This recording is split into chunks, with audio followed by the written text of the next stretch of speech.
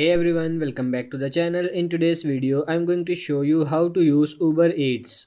Now, if you like to use Uber Eats, all you have to do is go ahead and first of all launch the Uber Eats app. I am already sure that you have already signed up and done everything. So right when you open up Uber Eats, you are going to be able to see this type of information where you have to simply order a food. So if you want to order something, you can search for that, or you can just go and select any of these particular options. You can just browse through the restaurants and then you can choose to add the food to your cart by simply adding them to your basket. And once you are done, you can go to the view that basket option, and then you can simply head over to the checkout process by reviewing all of your food once. And once done, you can just select no thanks option if you want to add some, and then you can just choose to add a payment method or pay using Uber Cash, or you can add bank account, Venmo, credit, PayPal, gift card, or whatever else it is. And then after that, you will be able to definitely go ahead and book Uber Eats.